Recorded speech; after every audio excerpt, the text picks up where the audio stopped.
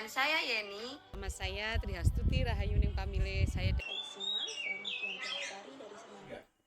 Assalamualaikum warahmatullahi wabarakatuh. Salam gubuk apung. Oke, permisa setia podcast Waglo Gubuk Apung. Kali ini saya Fitri Febriani sebagai pembawa acara topik kali ini ya. Hari ini saya sudah mendatangkan dua narasumber hebat. Boleh diperkenalkan dulu, mulai dari Ibu. Ya, nama saya Ibu Nabila Fahdi. Saya mengampu mata pelajaran PAI di SMA Gubuk Apung. Oke, terima kasih Bu Nabila. Selanjutnya, saya Pak Suroso, bagian kebersihan di SMA Gubuk 2 Cikarang Barat. oke, Pak Suroso boleh agak keras ngomongnya. Iya. Oke, hari ini topik kita itu karena memang saya sudah menghadirkan Bu Nabila ya sebagai guru pendidikan agama di SMA Gubuk Apung, dan juga ada Pak Suroso ya sebagai petugas kebersihan di SMA Gubuk Apung. Oke, terima kasih sudah datang di podcast ini. Oke, topik kali ini tuh tentang beribadah. Jadi ada banyak pertanyaan yang pengen saya tanyakan sama Bu Nabila, sama Pak Suroso. Mungkin kita mulai dari Bu Nabila dulu ya. Iya, sebagai guru PAI di SMA 2. Iya, boleh Bu. Ada pertanyaan yang sebenarnya semua kita di sini pasti melaksanakan yang namanya sholat. Iya, betul. Tapi garis besarnya menurut Bu Nabila sebagai guru agama, apa sih pentingnya melaksanakan sholat? Ya. Apalagi kan kita sebagian besar di sekolah ini gitu ya beragama Islam ya kan ya. Boleh diceritakan? Ya, mungkin kita menganggap sholat itu bukan suatu beban ya Bu, melainkan kewajiban kita. Istilahnya kalau semisal kita jasmani itu pasti butuh makan. Nah, rohani kita butuh apa? Nah, salah satunya rohani kita sebagai umat Islam yaitu sholat atau beribadah. Nah, bisa jadi ketika kita sholat itu kita meluangkan waktu sebentar untuk bercerita kepada Allah tentang apa yang kita rasakan, Iya, betul. Jadi garis besarnya adalah ya memang kebutuhan kita hidup aja butuh makan gitu kan, betul. Ya. Di dalam tubuh kita ini ada yang namanya jiwa. Iya, kan ada jasmani, ada rohani. Ada jasmani, ada rohani. Iya, salat itu termasuknya rohani. Nah, rohani kita pun pasti membutuhkan yang namanya asupan. Nah, asupannya itu dengan cara ya kita berdoa kepada yang Maha Kuasa, kita bercerita apapun ceritanya gitu kan ya. Oke, terima kasih Bu Nabila. Kalau saya boleh bertanya sama Pak Suroso. Pak Suroso, Islam, Pak? Islam ya, Pak ya. Menurut Pak Suroso, dari pandangan Pak Suroso, sholat itu kenapa sih penting? Penting untuk menjernihkan pikiran datu, unek-uneknya mengadu kepada Allah datu, biar nggak masalah beban pikiran, tenang. Apalagi kalau misalnya perempuan kan ada bolong-bolongnya, ada hari istimewanya. Nah, seharusnya sebagai laki-laki pasti ibadahnya lebih rajin lagi ya kan, apalagi kalau laki-laki kan tidak diberikan hari spesial sama seperti perempuan ya Pak ya. Makasih Bapak jawabannya. Terus juga tadi kan sebelumnya saya melihat nih Bapak Suroso berbincang dengan Bapak Haji, kepala sekolah kita di SMA Gubuk Apung ini. Nah, di video tersebut saya lihat Pak Suroso itu ditegur tuh sama Pak Haji. Kalau boleh diceritakan nih kan tidak semua orang melihat. Nggak tahu ya, kita juga. Kenapa sih Pak Suroso tadi ditegur sama Pak Haji? Boleh diceritakan Pak? Sama Pak Haji tadi habis parkir di depan. Jadi boleh keras lagi Pak ngomongnya? bantuin di depan parkir. Jadi ya Pak sholat. Tapi saya mau di sekolah. Sama Pak Ujian, saya nggak mau. Jadi sekolah yang ngajarnya. Oh, ya kan sekarang hari Jumat ya Pak ya. Sebagai laki-laki punya kewajiban yang namanya sholat Jumat ya kan. Iya, betul. Tapi sehari-hari pasti sholat Jumat kan ya Pak ya. Nah, tadi ada niatan buat sholat Jumat nggak apa, atau kalau nggak diajak nih nggak mau sholat Jumat gitu, apa karena diajak nih oh ya udah sholat gitu? Tadi memang nggak ada kemauan, yang kemarin itu sholat lesu badannya. kurang lagi tidur. kurang sehat. lagi kurang Iya, sehat jadinya nggak sholat. Kalau sedang fit sholat terus saya kadang subuh, tapi nggak cepat lagi. Tapi kan setahu saya gitu ya Bu Iya, Nabila, iya, koreksi saya kalau misalnya saya salah, dalam keadaan apapun gitu ya, baik itu kita sakit maupun sehat, yang namanya ibadah itu udah jadi suatu kewajiban kita sebagai manusia. Karena setahu saya juga Allah itu tidak pernah mempersulit kita dalam hal beribadah ya kan. Betul. Kayak tidak ada air, kita bisa Tayamum. berwudu melalui tayamum ya kan. Nah, Betul. segitu baiknya gitu Allah sama kita gitu Iya, kan ya. banyak keringanan ya. Banyak keringanan yang Allah berikan ke kita.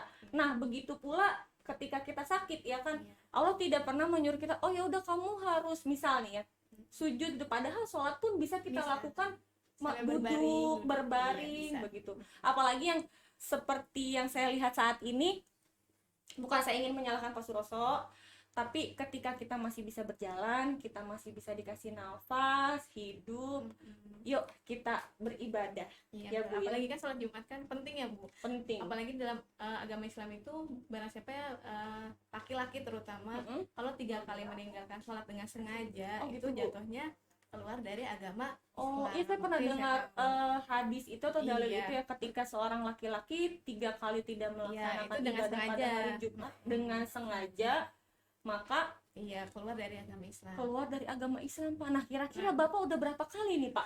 Enggak sholat Kali Jumat ini, Tapi selama ini, Pak, selama ini. iya, kalau semisal dalam agama sih ada keringanan ya, kalau misalnya Bapak nggak bisa sholat Jumat karena ada misal kayak tadi sakit, tapi kita bisa ganti dengan sholat zuhur.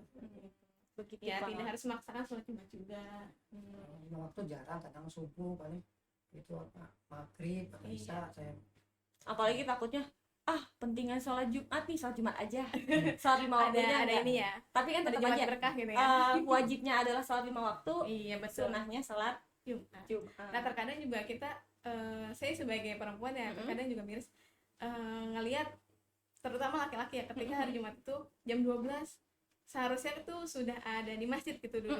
Nah, yang saya tahu ketika saya belajar itu saya sering mendengar guru-guru itu berkata kita tuh lebih baik ketika azan itu bukan kita baru berangkat ke masjid, Nah, itu bagaimana tetapi tuh, Bu? kita harus sudah duduk di situ. Sudah duduk di masjid. Iya, apalagi sholat Jumat itu kalau bisa kan sholat Jumat itu misalnya waktu jam 12, kita jam 11 sudah ke sana. Ibaratnya ketika kita di sana itu kita bukannya kita sholat mengharap pahala juga. Betul. Ya Bu, tapi kita alangkah baiknya lebih utama sebelum azan. Jadi bukan waktu azan, baru berangkat, tidak seperti itu. Jadi lebih baik itu kita sudah di sana. Jadi ada perumpamannya ketika kita jam 11 sudah di sana sebelum waktunya masuk sholat, itu kita perumpamannya seperti dapat pahalanya sapi, 1 ekor sapi. Satu Iya. ekor sapi. Iya. Tapi kalau misalnya kita udah jam 11 lewat, itu bisa seperti 1 ekor kambing. Ya. Ya begitupun sampai yang akhirnya itu sampai jam 12 waktunya azan, itu Allah juga masih memberikan pahalanya, tapi tidak sebesar yang pertama Masya Allah, tadi. segitu baiknya Allah gitu ya. Iya, betul. Apalagi saya juga mendengar bahwa kalau sholat Jumat itu wajib khutbah dulu ya, Bu ya? Iya, harus ada khutbah dulu Ada waktu khutbah sholat Jumat. dulu. Iya. Yang harus kita dengarkan Dengarkan, dulu iya. gitu. Jangan cuma nanti aja deh pas sholat Iya, aja nggak betul. mau dengerin khutbahnya dulu. Ya kan Allah memberikan pahala itu pasti nggak setengah-setengah. Iya, Kalau misalnya benar. kita melakukannya setengah-setengah, pasti Allah memberikan Pahalanya juga pahalanya juga setengah-setengah. setengah-setengah ya kan. Kalau saya sih nggak Mendingan mau, full ya. mendingan full kan. Iya, betul. Udah dikasih sholat waktunya cuma 1 minggu sekali, Iya. masa pahalanya setengah-setengah. Iya, Begitu ya betul. Pak ya. Saya juga mungkin sebenarnya Bu, kalau misalnya saya boleh tanya lagi, perempuan boleh nggak sholat Jumat? Ya, kalau perempuan boleh tapi tidak diwajibkan. Kan khawatirnya itu kan kita ketika keluar sholat di luar itu takutnya kita tidak ada mahram. Nah, Oh, itu iya, yang betul. tidak diperbolehkan.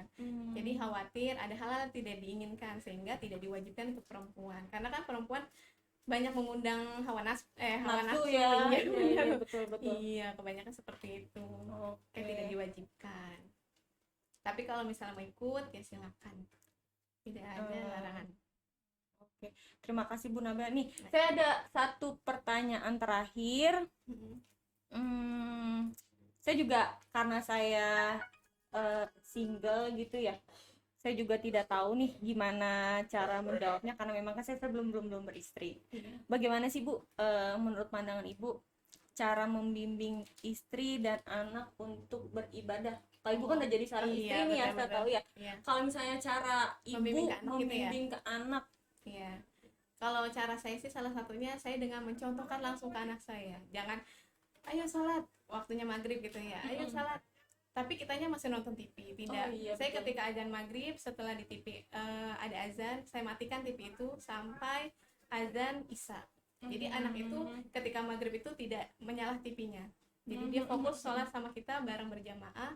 Terus setelah dia sholat, kita bareng-bareng ngaji seperti itu. Iya. Berarti sebenarnya kita harus mencontohkan yang baik dulu kepada anak kita supaya mereka bisa melihat nih kita tidak hanya gimana sosok orang tuanya memberikan dia edukasi bahwa ya kenalkan sedini mungkin bahwa ibadah itu penting gitu. Kalau Pak Suroso nih, Pak Suroso udah beristri Pak? Belum. Oh belum. Belum punya pacar atau kekasih. Siapa tahu nanti penonton setia podcast Gubuk Apung ini ada yang tertarik sama Pak Suroso abis podcast di sini, terus ada dapat jodoh gitu ya Pak ya. Amin. Semoga jodohnya dekat ya Pak ya. Oke, terima kasih Bu Nabela atas masukan dan ceritanya. Terima kasih juga Pak Suroso sudah bercerita. Semoga setelah ditegur tadi ya Pak ya, jadi lebih rajin lagi sholatnya ya kan. Jadi sholat tidak hanya kepada manusia ya, karena ada manusia gitu. Oke. Kalau closing statement ya sekarang ya, closing statement dari Bu Nabela sendiri. Ya, kalau dari saya kita hendaknya gitu ya. Termasuk mengingatkan diri saya pribadi, jangan meninggalkan sholat walaupun dalam keadaan apapun. Kalau misalnya lagi di perjalanan, itu kita kan bisa sambil misalnya di dalam mobil, kita masih bisa untuk sholat. Jadi sholat itu bukan alasan untuk meninggalkan sholat gitu ya. Dimanapun itu pasti bisa. Keadaan apapun juga pasti bisa. Iya, karena banyak keringanan ya. Banyak keringanan yang Allah berikan gitu. Nggak kayak zaman dulu kan ya, sholat yang harus ribuan. Karena kan sudah ada rukhsah. Kalau misalnya dari Pak Suroso sendiri barangkali memberikan masukan atau saran supaya gimana sih orang-orang supaya bisa rajin beribadah, kayak sebagai pengingat Pak Suroso juga gitu. Sholat tepat waktu aja, jangan tinggal udah tuh pekerjaan ditinggalkan, baru kerjakan lagi pekerjaan gitu. Betul. Sebanyak apapun pekerjaan, ketika sudah waktunya azan, sholatlah gitu. Allah sudah memanggil, sholat. Oke, terima kasih banyak Pak Suroso, terima kasih banyak Bu Nabela sudah hadir di podcast Gubuk Apung. Saya minta maaf jika ada salah kata maupun perilaku. Sampai ketemu lagi di podcast selanjutnya. Jangan lupa like, comment, subscribe. Wassalamualaikum warahmatullahi wabarakatuh. Assalamualaikum warahmatullahi wabarakatuh. Hai, saya Cici Supriyanti dari SMA Gubuk Apung. Hai, saya Dewi. Salam Kebaya Indonesia. Hai, saya Fitri dan saya Yeni. Nama saya Trihastuti Rahayuning Pamile. Saya